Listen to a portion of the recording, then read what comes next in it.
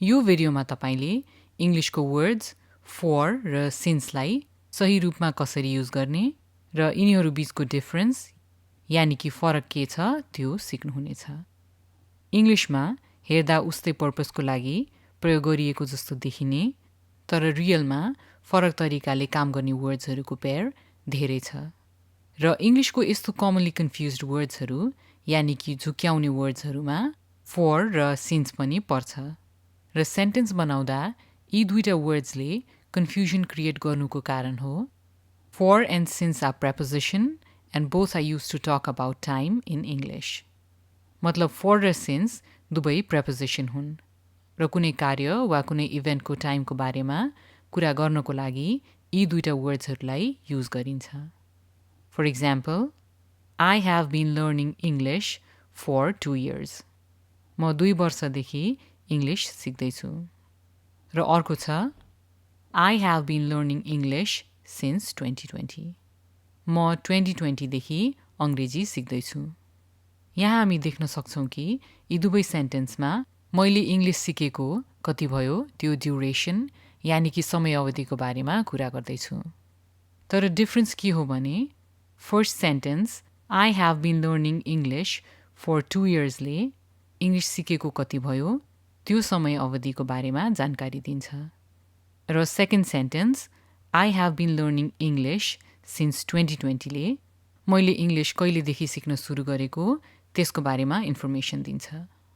यी एक्जाम्पलबाट के बुझ्न सकिन्छ भने for indicates a period of time यानि कि for ले कुनै कार्यको समय अवधिलाई जनाउँछ र यहाँ for ले जनाउने समयको अवधि छोटो जस्तै for 10 minutes यानि कि 10 मिनेट अथवा for 2 weeks यानि कि 2 हप्ता अथवा लामो समय जस्तै for 3 years अथवा for a lifetime यानि कि जिन्दगीभरिको अवधि पनि हुन सक्छ। यसै गरी since indicates the starting point of a period of time मतलब कुनै कार्यको सुरुवात पास्टको कुन पोइन्ट यानि कि कहिलेदेखि सुरु भएको थियो त्यसको बारेमा कुरा गर्नको लागि since ले हेल्प गर्छ। र since ले जनाउने पोइन्ट इन टाइममा एक्ज्याक्ट टाइम जस्तै since 11 PM यानि कि 11 बजेदेखि वा कुनै एक्ज्याक्ट डे जस्तै since Monday सोमबारदेखि वा कुनै एक्ज्याक्ट इयर जस्तै since 1996 अथवा पास्टमा भएको अरू कुनै इभेन्ट जस्तै since the wedding विवाह भएदेखि वा since he joined the army उनी सेनामा भर्ती भएदेखि। for र since को फरकपछि अब यिनीहरूको युसेज यानि कि for र since लाई इंग्लिशमा कसरी प्रयोग गर्नुपर्छ त्यसको बारेमा कुरा गरौँ। फर्स्टमा कुरा गरौँ for को। Use for when you're talking about a length of time. मतलब कुनै कार्य, घटना वा कुनै अवस्था कति लामो समयसम्म हुन्छ वा भयो त्यो समय अवधिको बारेमा जानकारी दिनको लागि for युज गर्नुपर्छ। जस्तै they exercise for 2 hours every day. उनीहरू दैनिक 2 घण्टा व्यायाम गर्छन्। अर्को छ I have known him for a long time. मैले उसलाई लामो समयदेखि चिनेको छु अथवा मैले उसलाई चिनेको लामो समय भइसक्यो। यहाँ 2 hours र long time समयको अवधि जनाउने फ्रेजहरू हुन्। सेकेन्ड पोइन्ट छ use for to measure a period of time up to the present. मतलब for ले कुनै कार्य, घटना वा अवस्था कति लामो समयदेखि भइरहेको छ त्यसको बारेमा जानकारी दिन्छ। For example, I've been waiting here for 3 hours. म यहाँ 3 घण्टादेखि पर्खिरहेको छु। मतलब पर्खिने काम अझै पनि जारी नै छ र अहिलेसम्म पर्खेको 3 घण्टा भइसकेको छ। अर्को एक्जाम्पल छ They have lived in Lomjung for a couple of months. उनीहरू केही महिनादेखि लमजुङमा बस्दै आएका छन्। मतलब उनीहरू लमजुङमा बसेको केही महिना भइसकेको छ र उनीहरू अहिले पनि त्यही बस्छन्। र थर्ड पोइन्ट हो for can be used with all tenses. मतलब for लाई जुनै पनि टेन्समा सेन्टेन्स बनाउनको लागि युज गर्न सकिन्छ। अर्को वेमा भन्दा विगतमा भएको कुनै काम कति लामो समयसम्म भएको थियो वा वर्तमानमा भइरहेको कामको समय अवधि अहिलेसम्म कति भइसकेको छ र भविष्यमा हुन लागेको काम कति लामो समयसम्म हुनेछ त्यसको बारेमा कुरा गर्नको लागि for युज गरिन्छ। जस्तै she reads for 2 hours every day. उनी हरेक दिन 2 घण्टा पढ्छिन्। यो सेन्टेन्स प्रेजेन्ट सिम्पल टेन्समा छ। Number 2, he talked about lions for the entire trip to the zoo. उनले चिडियाखानाको सम्पूर्ण यात्राभरि लायनको बारेमा कुरा गरे। यो सेन्टेन्स पास्ट सिम्पल टेन्समा छ। अर्को इक्जाम्पल छ they will visit Palpa for 2 weeks. उनीहरू 2 हप्ताको लागि पाल्पा भ्रमणमा जानेछन्। यो सेन्टेन्स फ्युचर सिम्पल टेन्सको इक्जाम्पल हो। यस्तै अर्को सेन्टेन्स छ she has taught at this university for a long time. उनले यो युनिभर्सिटीमा पढाएको लामो समय भइसकेको छ। यो सेन्टेन्स प्रेजेन्ट पर्फेक्ट टेन्सको इक्जाम्पल हो। यस्तै अर्को इक्जाम्पल छ we have been working in this project for several months. हामीले केही महिनादेखि यस परियोजनामा काम गरिरहेका छौँ। यो प्रेजेन्ट पर्फेक्ट कन्टिन्युअस टेन्सको इक्जाम्पल हो। र फरलाई फ्युचर पर्फेक्ट टेन्समा पनि युज गर्न सकिन्छ। जस्तै in April they will have been married for 15 years. उनीहरूको विवाह भएको अप्रिलमा 15 वर्ष हुनेछ। अब कुरा गरौँ सिन्सको।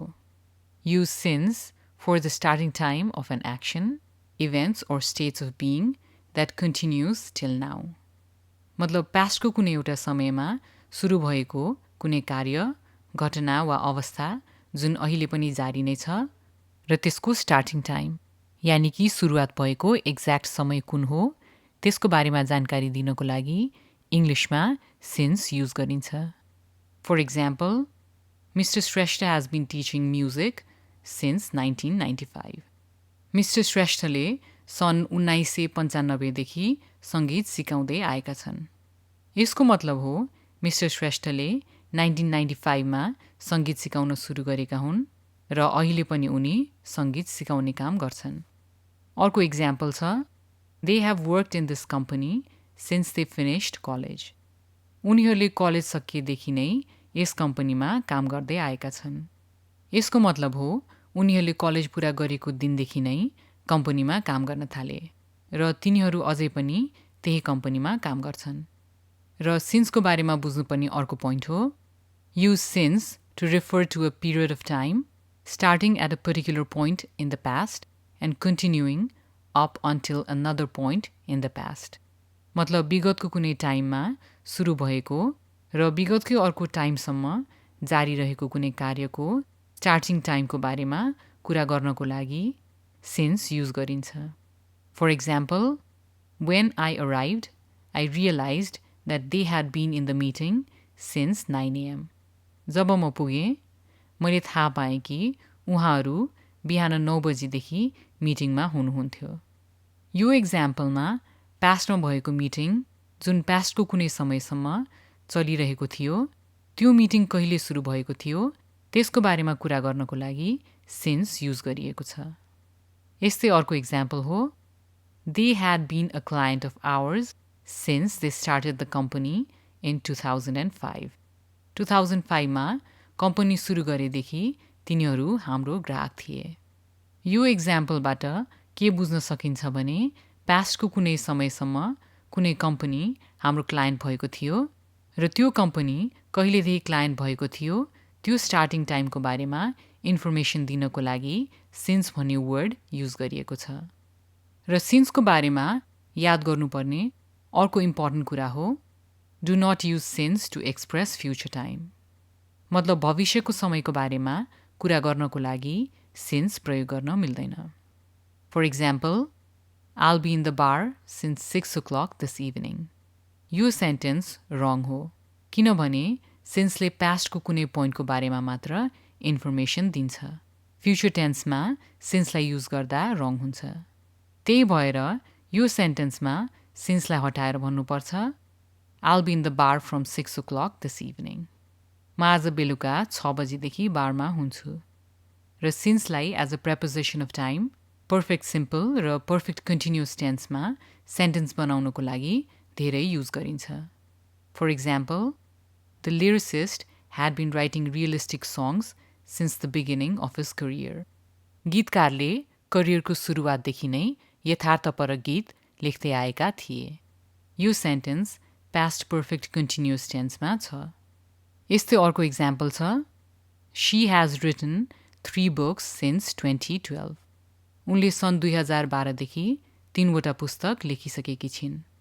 यो सेन्टेन्स प्रेजेन्ट पर्फेक्ट टेन्सको इक्जाम्पल हो. यी थिए इङ्ग्लिसको preposition of time, for र sinceको डिफरेन्स र यिनीहरूलाई सही रूपमा प्रयोग गर्ने तरिका. यदि यी दुईटा वर्ड्सहरू युज गरेर सेन्टेन्स बनाउँदा तपाईलाई कन्फ्युजन भयो भने तपाईले यति मात्र याद गरे पुग्छ कि before a word or a phrase indicating a point in time, use since. And before a word or a phrase indicating a period of time, use for.